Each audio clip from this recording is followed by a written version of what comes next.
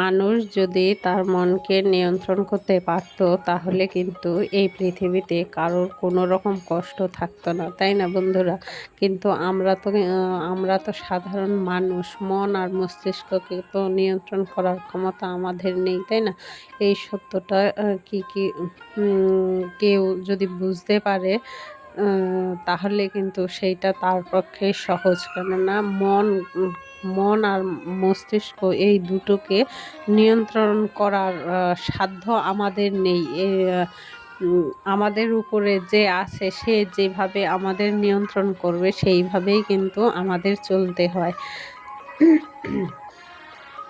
তা চলো অনেক গল্প করব তোমাদের সাথে। তার আগে নিজের পরিচয়টা দিয়ে দিই, না হলে তো আবার তোমাদের আমি নিজের পরিচয় দিতেই ভুলে যাব, তাই না? আর পরিচয় না দিলে তোমরা আমাকে চিনবেই বা কীভাবে?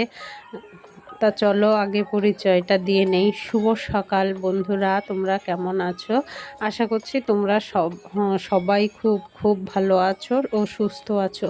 আমিও ভালো আছি ও সুস্থ আছি। আর তোমরা যে যেখান থেকে আমার ভিডিওটা দেখছো তাদের অসংখ্য ধন্যবাদ আর ভালোবাসা জানিয়েই কিন্তু আজকে ভিডিওটা শুরু করছি। আর উত্তর 24 পরগনা জেলার ছোট্ট একটা গ্রাম থেকে আমি প্রীতি আবারও কিন্তু চলে আসলাম আরও একটি নতুন ব্লগ নিয়ে। আশা করছি আজকের ব্লগটি তোমাদের খুব ভালো লাগবে। তা আজকে ঘুম থেকে উঠতে না একটু তুলনামূলকভাবে একটু দেরি হয়ে গেছে। তাড়াহুড়ো করে বিছানা থেকে উঠে বাসি নাইটিটা ছেড়েই এই দিকে গ্যাসের দিকে চলে আসলাম, রান্নাঘরের দিকে চাটা বসিয়ে দিয়ে কিন্তু এই ঘরে চলে এসেছে ঝাড় দিতে। কিন্তু ঝাড় দেওয়ার আগে কিন্তু তোমাদের দেখাচ্ছে, দেখতেই পেলে তো দুষ্টু এখনও ঘুম থেকে ওঠেনি দেখো। আর এই ঘরটারও অবস্থা খুব খারাপ, এলোমেলো হয়ে অগোছালো হয়ে পড়ে আছে। তা চলো বাসি ঘরটা আগে ঝাড় দিই।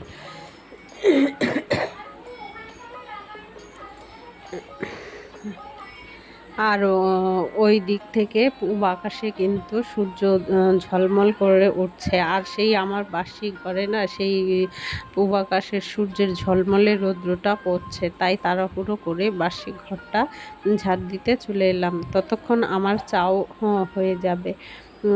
ওইদিকে চাটা কিন্তু বসিয়ে দিয়ে এসেছি। আর এইদিকে আমি বাসি ঘরটা ঝাড় দিতে দিতে কিন্তু আমার ওইদিকে চাটা হয়ে যাবে। গ্যাসটা কিন্তু একদম কমিয়ে দিয়ে এসেছি, যেহেতু আজকে একটু দেরি হয়ে গেছে সেই জন্যে চাটা বসিয়ে দিয়ে এসেই এই ঘরের কাজটা শুরু করছি। কেননা তাহলে দেখা যাবে যে আমার এই পাশের ঘর ঝাড় দিতে দিতে আমার ওইদিকে চাটা হয়ে যাবে। যেহেতু কমিয়ে দিয়ে এসেছি, তাড়াহুড়োর কোনো কিছু নেই, আস্তে আস্তে চাটাও হয়ে যাবে আর এইদিকে কিন্তু আমার ঘরটাও ঝাড় দেওয়া হয়ে যাবে। তা আজকে হয়তো দুষ্টু একটু দেরি করবে উঠতে। আসুন, এই তো উঠে পড়তে চলে গেছে। পড়তে চলে গেছে।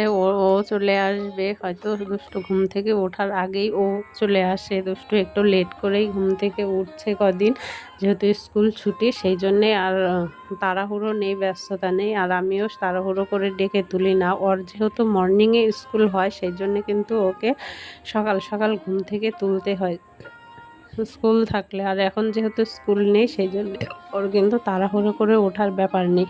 আর ওইদিকে দেখো আমি কিন্তু ঘরটা ঝাড় দিয়ে চলে এসেছি। যে ওই যে চাটা বসিয়ে রেখে গেছিলাম গ্যাসে, এসে দেখি চাটা পুরো রেডি হয়ে গেছে। আর আজকে ভেবেছিলাম দুষ্টু একটু লেট করে উঠবে, কিন্তু আজকে আর লেট করে ওঠেনি। আর ঘর ঝাড় দেওয়ার পরেই দেখছি উঠে পড়েছে। তা আমি চাটা কিন্তু ঢেলে নিলাম, নিয়ে ওকে ব্রাশ কলগেটটা দিয়ে দিচ্ছে, দিয়েই আমি এখন চাটা খেয়ে নেবো। আর ওর মুখ ধোয়া হয়ে গেলে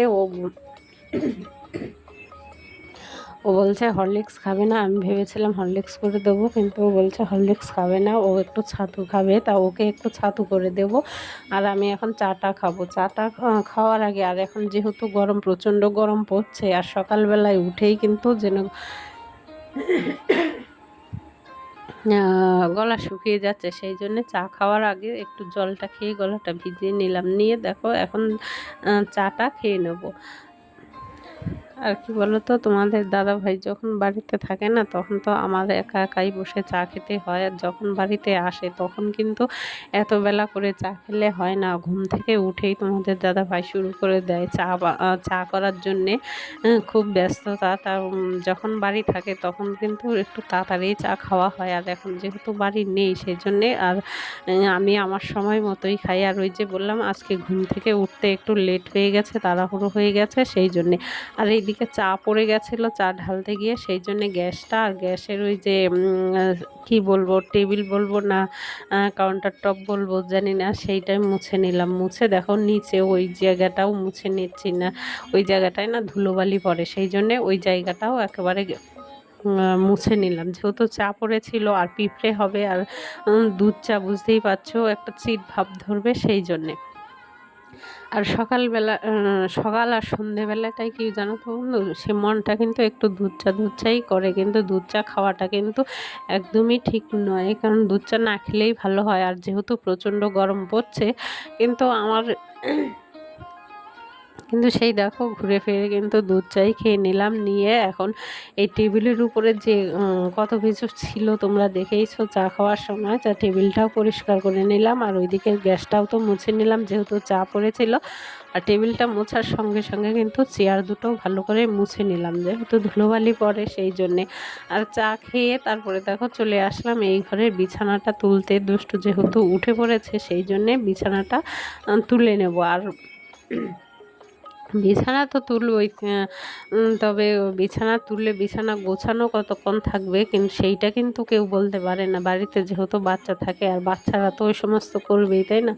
বিছানায় এখন তুলছি, তার 10 মিনিট পরেই এসে দেখবো সে বিছানা এই মাথার চাদর ও মাথায় চলে গেছে, আর ও মাথার চাদর এই মাথায় চলে এসেছে। তা কি আর করব, সে কিছু করারও নেই। ওই সমস্ত কাজ তো বাচ্চারাই করবে, বড়রা তো আর করবে না, তাই না? আর গোছানোর কাজ তো হচ্ছে বড়দের, সেই জন্য দেখো আমি কিন্তু বিছানাটা তুলে নিলাম। বিছানাটা তুললে নিয়েছি তো ঠিকই, কতক্ষণ থাকবে সেই গ্যারান্টি কিন্তু আমি দিতে পারছি না। তা চলো বিছানাটা তুলে নিই।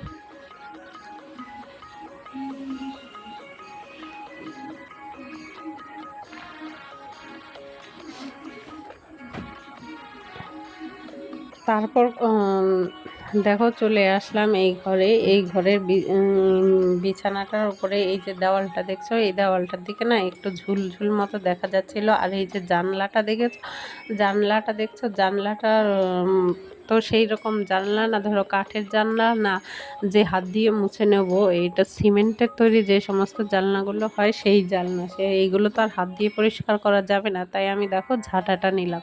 আর এই ঝাঁটাটা ঘরের মধ্যেই থাকে, বাইরে নিয়ে যাই না, উঠোনও ঝাড় দিই না। ঘরের এই ঝুল টুল ঝাড়তে হলে এইটা দিয়েই ঝাড়ি, না হলে হয় না। ঘর ঝাড়ু দিয়ে দেওয়া যায় না। আমার কাছে এই নারকেলের কাঠির যে ঝাঁটাগুলো হয়, সেইগুলো দিয়েই ঘর ঝাড়তে আমার সুবিধা হয়।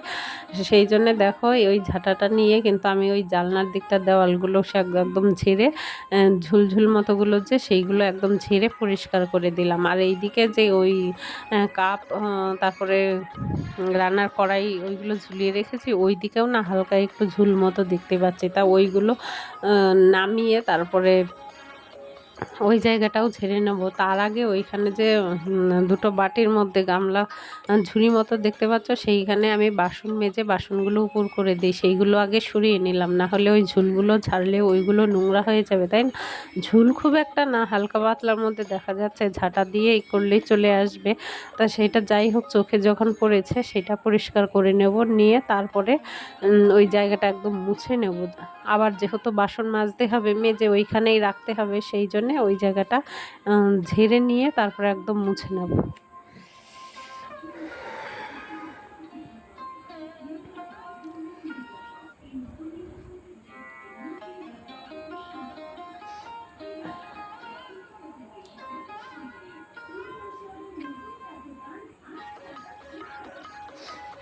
তারপরে দেখো ঝেড়ে নেওয়ার পর এইদিকে তো মুছেই নিচ্ছি। মুছে নেওয়ার পর আবার বেসিনে দেখছি, বেসিনে কটা ওই যে চা খাওয়ার পর যে চায়ের কাপ, তারপরে চা করেছি যে বাটিটার মধ্যে, সেই বাটিটা পড়ে আছে সিঙ্কের মধ্যে। তা সেইগুলো একবারে মেজে ওই যে লাল ঝুড়িটা দেখতে পাচ্ছ সেইটার মধ্যে উপুর করে রাখবো।